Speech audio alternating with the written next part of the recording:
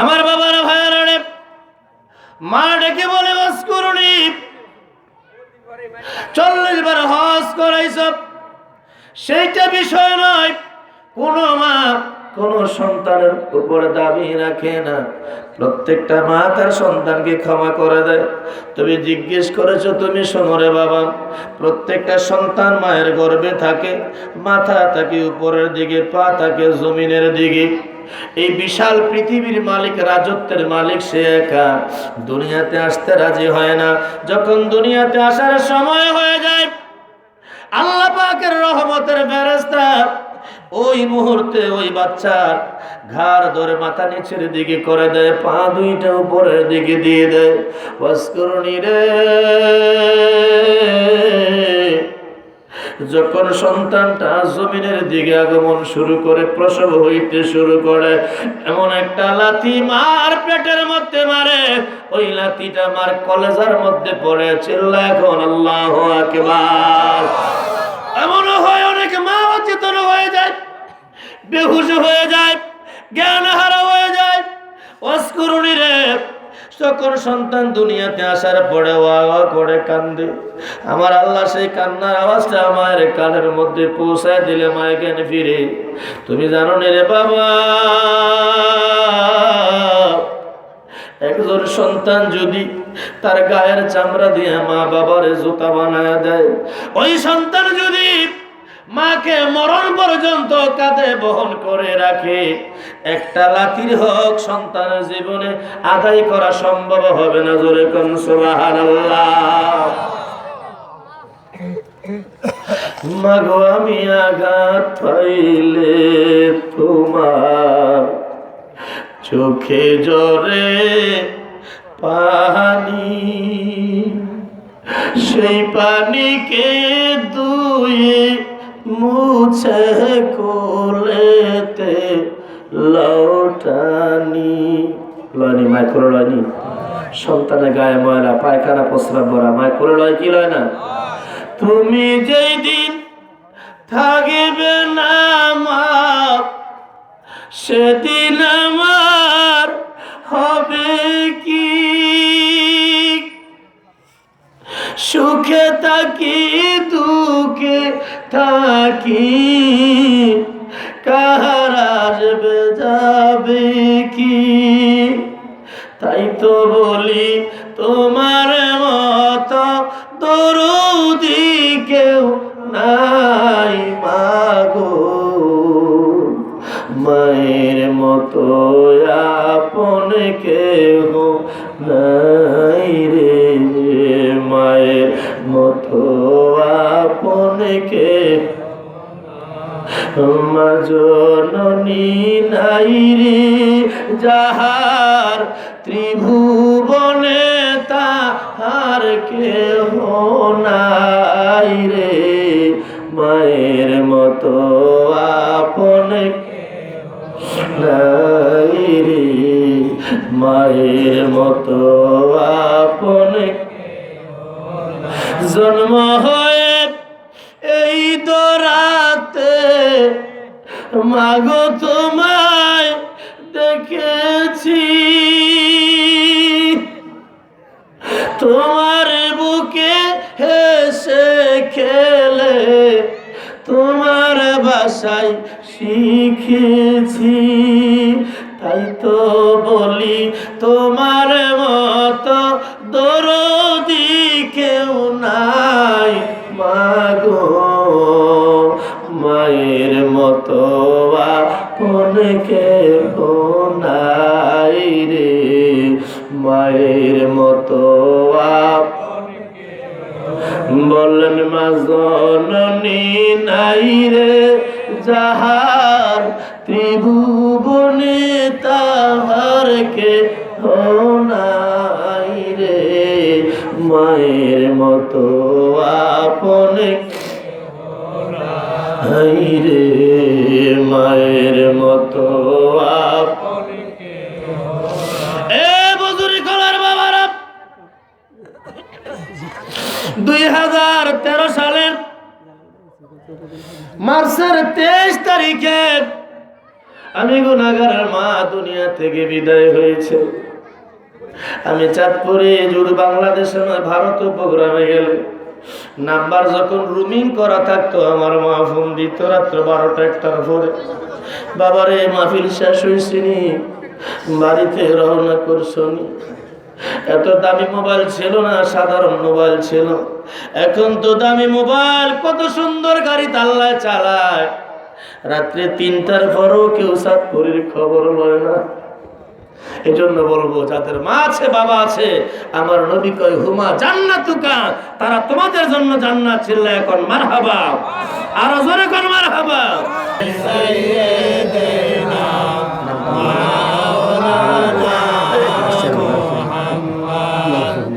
সকলে করে আলহামদুলিল্লাহ। যারা গেটের সামনে দাঁড়িয়ে আছেন, যদি কষ্ট মনে না করেন, অনুরোধ করবো বিনয়ের সাথে দয়া করে বসে যান, জায়গা আছে। আমি বলতেছিলাম, আল্লাহর নবী রাহমাতাল লিল আলামিন বলেন, হুমা জান্নাতুকা হুমা নারুকা, তারা তোমাদের জান্নাত, তারা তোমাদের জাহান্নাম। একবার কি সুবহানাল্লাহ বলা যাবে? এত হাজার হাজার লোক সুবহানাল্লাহ আসতে মনে আরো বেশি হওয়ার কথা। সুবহানাল্লাহ বলেন। নবীজির সাহাবী, লোকটার নাম হযরতে আলকামা রাদিয়াল্লাহু তাআলা আনহু। বুখারী শরীফের একটা হাদিসের বাংলা অনুবাদ। আমার বাবারা ভাইয়ারা, আল্লাহর নবীর কাছে সাহাবীরা বলে, হুজুর আপনার সাহাবী আলকামা মনে হয় বেশিক্ষণ দুনিয়ায় অবস্থান করবে না, কিন্তু দুঃখের বিষয় আমরা তাকে তওবা পড়াতে চাইলাম, কালেমা তালকিন দিলাম, সে দুনিয়াবি কথা বলতে পারে কিন্তু কলেমা তার মুখ দিয়ে আসে না।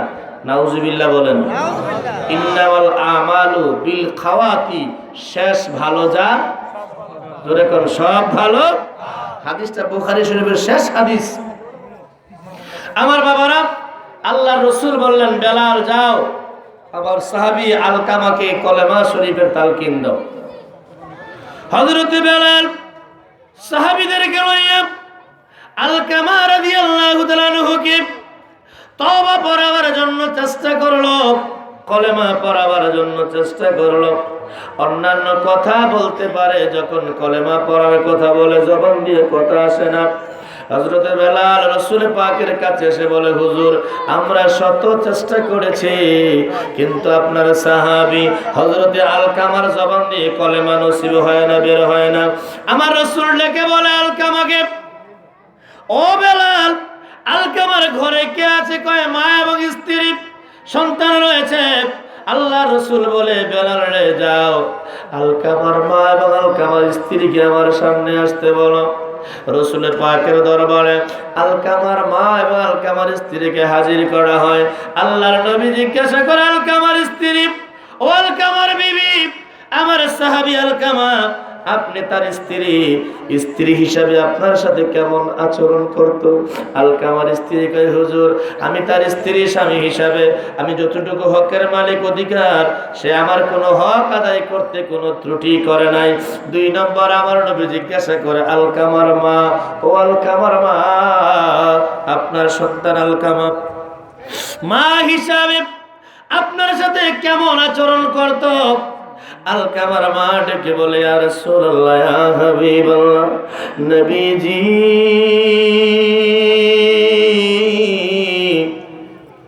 কথা বলার থাকলে দয়া করে অন্য ব্যাপারে বলেন গো নবী, আলকামার ব্যাপারে কোনো কথা আমার সাথে বললেন না। জোরে জোরে কন্যা সুবহানাল্লাহ। আমার নবীর বুঝতে বাকি আছে না? জোরে কোন বুঝতে বাকি আছে না? আল্লাহর হাবিব বুঝতে পারলেন নিশ্চিত আলকামা তার মার মনে কোনো কষ্ট দিয়েছে। আমার নবী ডেকে বলে, মা, ও আলকামার মা, আমার সাহাবী আলকামা যদি কোনো ভুল করে থাকে, আমি দিনের নবী আপনার কাছে ক্ষমা চাই। আলকামার মা ডেকে বলে, ইয়া রাসূলুল্লাহ, ইয়া হাবিবাল্লাহ, আপনি ক্ষমা চাই আমাকে ছোট করবেন না, গুনাহগার করবেন না। আলকামার ব্যাপারে কোনো কথা আমার সামনে বললেন না। আল্লাহর নবী ডেকে বলে, মা, সত্যি করে বলেন দেখি আলকামা আপনার মনে এমন কি কষ্ট দিয়েছে? আলকামার মা ডেকে বলে, ইয়া রাসূলুল্লাহ, ইয়া হাবিবাল্লাহ, নবীজি বিবাহের পরে আমি মাত্র 6 মাস স্বামীর সংসার করেছি। কয় মাস? জোরে কোন? 6 মাস আমি স্বামীর সংসার করেছি, দাম্পত্য জীবন করেছি। এই 6 মাসের মধ্যে আলকামা আমার গর্ভে আসে, তার বাবা এই দুনিয়া থেকে ইন্তেকাল করে। ইন্না লিল্লাহি ওয়া ইন্না ইলাইহি। ইয়া রাসূলুল্লাহ, ইয়া হাবিবাল্লাহ, 10 মাস 10 দিন পরে যখন আমার আলকামা দুনিয়াতে আসে, এই সন্তানকে 2.5 বছর দুধ পান করাইলাম, তার সুখের দিকে তাকায়া আমি মার যৌবনকে বিলীন করে দিয়েছি, দ্বিতীয় সংসার করি নাই। হুজুর, আমার আলকামা যখন বিবাহের উপযুক্ত হয়, সুন্দরী বউ দিকে তারে বিয়ে করাইলাম। মাত্র আজ থেকে কয়েক বছর পূর্বে আমি যখন অসুস্থ হয়ে পড়ি, বার্ধক্য যখন আমাকে ধরে ফেলে, ইয়া রাসূলুল্লাহ, ইয়া হাবিবাল্লাহ, আমি ঘর থেকে বাহিরে হইতে পারি না। হাজত সারতে হইলে ঘরে সারতে হয়, প্রস্রাব পায়খানা ঘরেই করতে হয়।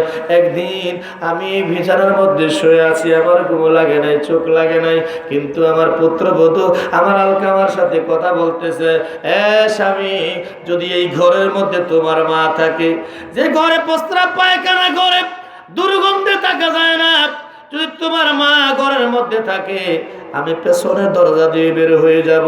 আর আমি যদি থাকি, আমাকে যদি রাখতে চাও, এই গভীর রাত্রে তোমার মাকে ঘর থেকে বের করে দাও। চিল্লায় কন্যা উযুবিল্লাহ। ইয়া রাসূলুল্লাহ, ইয়া হাবিবাল্লাহ, নবীজি, আমার আলকামা এই গভীর রাত্রে সিদ্ধান্ত নিল আমি মাকে ঘর থেকে বের করে দিবে। আমাকে ডাক দিও, মা ওঠো।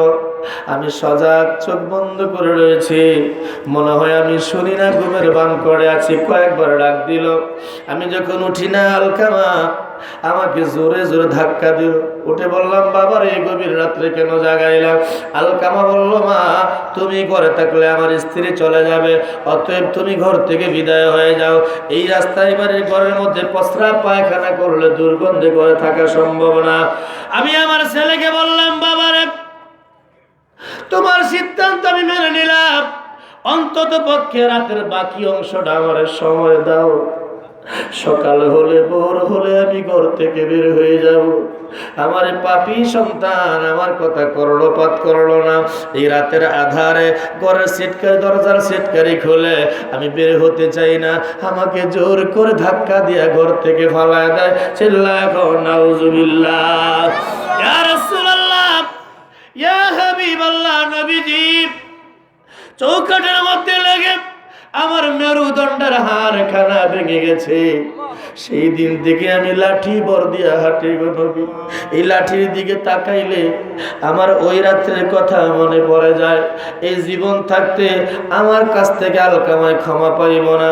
আল্লাহর রাসূল চিন্তা করলো, সর্বনাশ, আমি নবী দুনিয়ায় থাকা অবস্থায় যদি আমার কোন সাহাবী বেঈমান হয়ে মারা যায়, কলঙ্ক হবে। আমার দয়াল নবী হিকমত কাটাইলেন, আল্লাহর হাবিব ডেকে বলে, সাহাবীরা, আলকামাকে ঘর থেকে বের করে আনো, উঠানের মধ্যে রাখিয়া চতুর্দিকে লাকড়ি দাও, আগুন জ্বালায় আলকামাকে জ্বালায়া দাও। সাহাবীদেরকে যখন হুকুম দিলেন, আলকামাকে ঘর থেকে বের করে এনে চতুর্দিকে লাকড়ি দেওয়া আরম্ভ করলেন, কেরোসিন তৈল ঢাললেন। এবার আলকামার মা ডেকে বলে, ইয়া রাসূলুল্লাহ, ইয়া হাবিবাল্লাহ, সত্যি কি আমার আলকামাকে জ্বালায়া দিবেন গো নবী? আমার নবী কয়, যদি মা আপনি ক্ষমা না করেন, আমার সাহাবী আলকামা বেঈমান অবস্থায় মারা যাবে, তা আমি নবী চাই না। অতএব তাকে দুনিয়ায় থাকতে আগুন দিয়ে জ্বালায়া দেব। যখন কেরোসিন তেল ঢালতেছে, আলকামার মা বলেন, নবীজি, এই সন্তান গর্ভে ধারণ করতে গিয়ে পেটের মধ্যে ক্ষুধা থাকা অবস্থায় খানা খাইতে পারি না। এই সন্তান প্রসব হওয়ার পরে জীবন মরণ বাজি রেখে যারে দুনিয়ার আলো বাতাসের মুখ দেখাইলাম। ইয়া রাসূলুল্লাহ, ইয়া হাবিবাল্লাহ, যার সুখের জন্য আমি দ্বিতীয় সংসার করলাম না, আজকে আমার সে জাদুমণিকে আমার সামনে জ্বালায় দিবেন, আমি মা হয়ে সহ্য করতে পারবো না। ওগো আল্লাহর নবী, আমি আমার আলকামাকে মাফ করে দিলাম, আমার আল্লাহ এবং আল্লাহর রাসূল যেন তাকে মাফ করে দেয়। আলকামার মা যখনই বলল আমি আমার আলকামাকে মাফ করে দিলাম।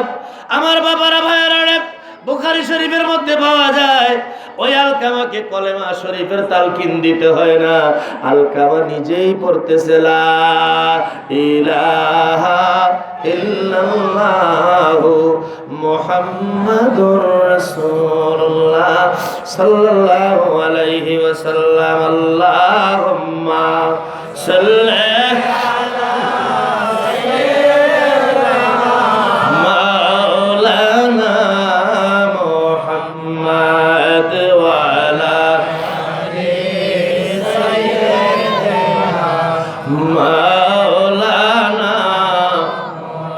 কেমনে থাকি বাংলাদেশে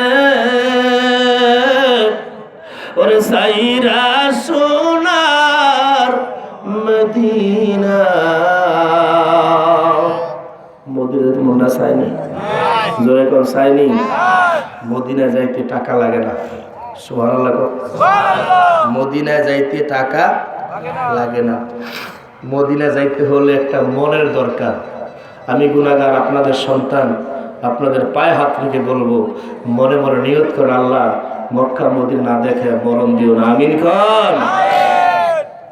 গতকালকে যারা ছিলেন শুনেছেন, এই পর্যন্ত যে 13 জন মুসলমান হয়েছে, এর মধ্যে একটা ছেলে যার কথাটা বলা হয় নাই, ঢাকা মিরপুরে একজন হিন্দু মালিকের বিল্ডিং 4 তলার ছাদের ঢালাই চলতেছে। কয়তলা? এখন তো ক্যারেং আছে, মাল যে কোনো ঢালাই মাল ক্যারেং উঠায় ফেলায়। 2013 সালে ছাদের ঢালাইয়ের মাল লেবাররা কাঁধে বহন করে নিতেছে, মাথার মধ্যে কইরা, খেয়াল করে। কিন্তু লেবারদের প্রত্যেকের ঘামে শার্ট এবং গেঞ্জি ভিজে গেছে। একটা পাগল, সে মাথার মধ্যে ঢালাই নেয়, উঠতেছে নামতেছে, আর খালি কয় মদিনা আমায় পাগল করেছে। কে পাগল করছে? মদিনা। তো বিল্ডিং এর যিনি মালিক, এই লোকটা হলো হিন্দু, পোদ্দার। কি হিন্দু? তো কন্ট্রাক্টরের পাশে বসা, জিজ্ঞাসা করে, ভাই আপনি যে ওয়ার্কার, দেখেন তো সবার ঘামায় একবার শার্টটা ভিজে গেছে, গেঞ্জি ভিজে গেছে, কিন্তু আমি খেয়াল করছি তার গায়ের মধ্যে একটা জলের ফোঁটা নাই। আর তো পানি কয় না, জল কয়। কি কয়? একটা জলের ফোঁটা নাই। ঘটনা কি? আর আমি খেয়াল করলাম সে মাথার মধ্যে বোঝা নিয়ে ওঠে, আবার নামে, খালি কয় মদিনায় তারে পাগল করছে। সুবহানাল্লাহ বলতেন না? কে পাগল করছে? যারা একবার হজে বা উমরায় গেছে, সে ঠিকই আসার পরে মদিনায় যাওয়ার লাগে আবার পাগল হয়ে যায়। ঠিক নেই আদি সাহেব? যাওয়ার আগে মনটা এমন থাকে না, কিন্তু আসার পর আদি সাহেব ঠিক নেই, আবার যাওয়ার জন্য পাগল হয়ে যায়। আমার বাবারা, হিন্দু লোকটা ডাক দেখে, কন্ট্রাক্টর সাহেব তিনি কি কয় আমার বুঝায়। এখন কন্ট্রাক্টরকে দেখেন পাগল মানুষ, কাজ করে কাম করে খায়, তার কথা কান দিয়ে না। কয় না, আমি সকাল থেকে খেয়াল করছি সারাদিন সে কইতাছে তারা নাকি মদিনায় পাগল করছে। সুবহানাল্লাহ বলেন। শেষ পর্যায়ে কন্ট্রাক্টর বললেন, দেখেন দাদা কি বলবো, আমাদের মুসলমানের একটা ধর্ম, এটার নাম হলো ইসলাম। আর ইসলামের যিনি প্রবর্তক, যিনি দিনকে প্রচার করেছেন, ওই নবীর নাম হলো মুহাম্মাদুর রাসূলুল্লাহ সাল্লাল্লাহু আলাইহি ওয়াসাল্লাম। এই নবী মদিনায় শুয়ে আছে। কোথায় শুয়ে আছে? মদিনায় শুয়ে আছে। ওই এই কথাটা বারবার কইতাছে। তখন হিন্দু লোকটা জিজ্ঞাসা করে, দাদা এই মক্কা মদিনায় গেলে কয় টাকা লাগে? তখন হজ করতে প্রায় 3.5 লাখ টাকা লাগছে। এখন তো 4 লাখের উপরে মনে হয় না, 4 লাখের উপরে, 3 লাখ, 2.5 লাখ, 3 লাখ টাকা লাগছে। হিন্দু লোকটা, দাদা কিছু মনে না করলে, তার লাগে আমার মায়া লাগছে, এই টাকাটা আমি দেব। যারা সজাগ তারা কোন? আপনারা কই না, যারা ঘুমাইছেন তারা কোন? সুবহানাল্লাহ। ওমা, ঘুমাইলে কেমনে কথা কয়? এতে বোঝা গেল আমার এই বজুরি খোলার মানুষ, অত্র এলাকার অনেক মানুষ আল্লাহর ওলি। আলহামদুলিল্লাহ বলেন। দলিল আছে, আল্লাহর ওলিরা ঘুমাইলেও কথা বলতে পারে। মারহাবা কর, মারহাবা কর। আল্লাহর ওলি যারা ঘুমাইলেও কথা বলতে পারে।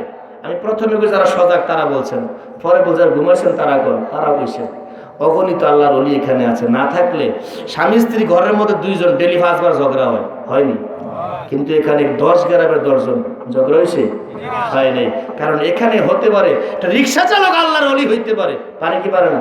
কি ওলি হইতে গেলে হাদিস সাহেব লাগবো নাকি? পাঁচতলা মালিক লাগবো? ওলি হইতে গেলে তার মধ্যে 1 নম্বরে ঈমান আনার পরে আমল থাকতে হবে। কি থাকতে হবে? আমল থাকতে হবে। একটা রাস্তার লোকে ওলি হইতে পারে, পারে কি পারে না? আমার বাবারা ভাইয়া, হিন্দু লোকটা বললেন, দাদা কন্ট্রাক্টর সামনে কিছু মনে না করলে টাকাটা আমি দেব। কন্ট্রাক্টর বড় বুদ্ধিমান, তিনি হেকমত খাটায়, দাদা হিন্দু লোকে টাকা দিয়ে মুসলমানের হজ হবে না। কি হবে না? হজ হবে না। ওই ফোদ্দার ডাক দিয়ে মুসলমানের হজ না হয় তাহলে কেমনে হবে? যদি আপনি মুসলমান হয়, যান ঠিক আছে, আমি ওয়াদা করলাম আমার বিবি বাল বাচ্চা পরিবার নিয়ে মুসলমান হয়ে যাবে। আর জোরে আর একটু ছোট্ট কথা বলি, রাগ নিয়েন না। টাঙ্গাইল ঐতিহ্যবাহী করটিয়া দরবার শরীফ হুজুরের 32 বছর খেদমত করছে, নাম আব্দুল সালাম। এই হিমেলে মনে চিনে না? আব্দুল সালাম হুজুরের ভাই খেদমত করে। এই হুজুরে যা দেয় তা দিয়ে সংসার চলে। হুজুরে প্রতি বছর লোকেদেরকে হজে নিয়ে যায় 10 জন 15 জন 20 জন। তো আব্দুল সালাম খাদেম দাঁড়ায় থাকে। একদিন চুপচাপ দাঁড়ায় কাঁদতেছে। আল্লাহর ওলি নাম কারি বজলুর রহমান, ওনাদের সিলসিলা হলো মতলব ফরাজি কান্দি। মতলব ফরাজি কান্দি এই দরবারের খলিফা উনি, সেখানে বিশাল দরবার। উনি বললেন, আব্দুল সালাম তুমি ইনশাআল্লাহ এবছর হজের নিয়ত করো। সুবহানাল্লাহ বলতেন না? কিসের নিয়ত করো? হজের নিয়ত করো। উনি হাত জোর করে বাজান, এখান থেকে কিছু দিলে আমার সংসার চলে, আমি নিয়ত করে আর খামাখা গুনাহগার হব। আল্লাহর ওলি কয় না, তোমাকে বলছি নিয়ত করো, ব্যবস্থা করবে আমার আল্লাহ। কে করব? কে করব? আল্লাহ তুমি দয়ার সাগর রহমান, তোমার দয়ায় পূর্ণ আমার সারা নিশ।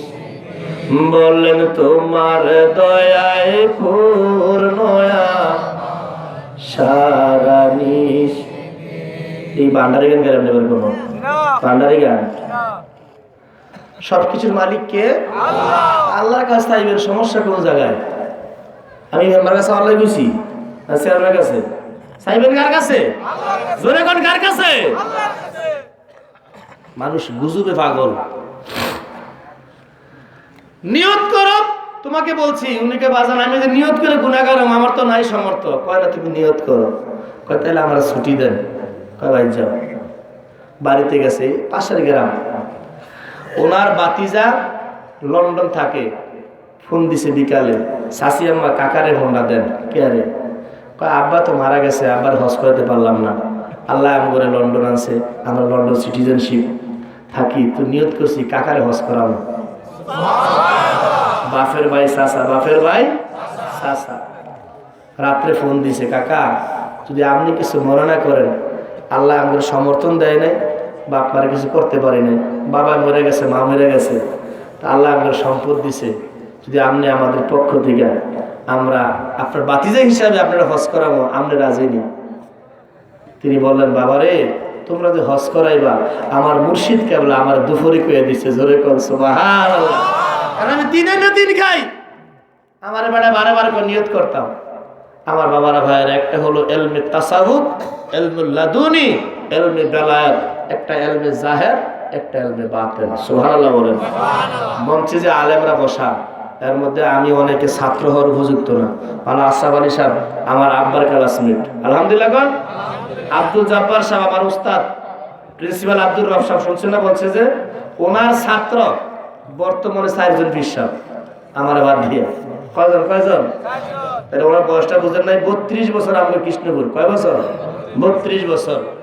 একটা হলো এলমে তাসাউফ, এলমে জাহের, এলমে বাতিন। জাহের মানে প্রকাশ্য এলেম, এলমে বাতিন মানে গোপনীয় এলেম। আপনারা গতকালকে শুনছেন না, বরুসুরের এক লোকে জোনপুরে ওজার আহমদ সাহেবের মুরগা খাইছে। আমি গতকাল বলছি না কথাটা? বরুসুরের লোক জোনপুরে হুজুরের পালকি কান্দল হইতো, তো হুজুরের লগে তাই হুজুরে আর তিনি মুরগাটা লয়ে গেছে ভাই, খাওয়া দাওয়া করছে। রাতা মুরগার নিয়ম হলো 5 ওয়াক্ত নামাজের সময় আযান দেয় না? খাওয়া কর না। দেশের মানুষ মুরগাও ছিলেন না মনে হয়। আরে আমি আপনাকে ছেলে, জোহরে নামাজ আমি মাছ মুরগা ফেডার ভিতরে কুকুরকে বাদ গেলেছি। পাবলিক কি রে আওয়াজ পেলাম, মুরগা দেখি না, আর করছে আমি ধরা বেড়ে গেছি গা হুজুরের কাছে। হুজুর আমি তো না পেয়ে মুরগা খাইছি, তো আমার ফেডা তো বাদ দিয়ে হয়েছে। এই জনপুরে খানদান হয়ে গেছে বজুরি খোলার মানুষ। আমি তো মনে করি আজকে আমাদের সবচেয়ে বড় আনন্দের দিন, ঈদের দিন। কথা বলে ঠিক কিনা? যদি একটা আলেম এলাকা দিয়ে যায় কবর আজাব 40 দিন মাপ। আর যারা এই দেশের মানুষের ল্যাংডা ছিল লুঙ্গি পরা শিয়াইছে, এই দেশের মানুষ মাত্র এখনো গিয়ে দেখেন 200-250 বছর আগের দলিলের মধ্যে পর্সার মধ্যে শ্রী লেখা আছে, মুসলমানের নামের আগে কি লেখা আছে? শ্রী লেখা আছে। এরা আইসা মানুষ লুঙ্গি পরা শিয়াইছে, মাথার টুপি দিছে, নামাজ পড়া শিয়াইছে। শিখাইছে কিনা? সে আল্লাহর ওলির খানদান আছে। প্রতি বছর আসুক, আপনারা চান না ইনশাল্লাহ? চান কিনা ইনশাল্লাহ? আসুন বলতেছিলাম, এই যে আল্লাহর ওলির কারামত, হাদিস কারামত আউলিয়ায়ে হাক্কুন, ওলি আল্লাহদের কারামত সত্য। ইমানদার বিশ্বাস করবে, বেঈমানরা বিশ্বাস করবে না। আমাদের বজরি খোলা, রাগদুল, কৃষ্ণপুর অনেক মাদ্রাসা আছে, আছে না? ঘরে ঘরে আলেম আছে। এজন্য কথা বলতে ভালো লাগে। আমি সমস্ত আলেমদেরকে হাত রেখে বলবো, পায়ে রেখে হাত রেখে বলবো, যদি আমার ভুল হয় আমাকে সংশোধন করে দিবেন। কারণ যে ভুল ধরে সে কিন্তু শত্রু না, সে বন্ধু। সে কি? কারণ আমার এই ভুলটা এখানে শুধরে দিলে অন্য জায়গায় ভুলটা হবে না। কথা কন ঠিক নেই? যদি আমি ভুলের মধ্যে থাকি, আপনি যখন শুনলেন আমাকে সংশোধন না করলেন, একটা মানুষ ভুল করলে যদি কেউ শুনে তাকে সংশোধন করে দেওয়া ওয়াজিব। সংশোধন করে দেওয়া কি ওয়াজিব? যদি সংশোধন করে না দেয়, এই লোকটা যদি এই ভুলটা করতেই থাকে গুনার একটা % হয়ে যাবে। একটা অংশ যিনি করতেছে তার উপরে আরেকটা অংশ যে শুনলো তাকে সংশোধন করো না, তার অ্যাকাউন্টে জমা হবে। নিজেও বুঝতো না কি বোনাস করতেই আছে। এজন্য বলতে ভালো লাগে। আমি কিন্তু গত 2 বছর মাইকে আলোচনা করছি গত 2 বছর।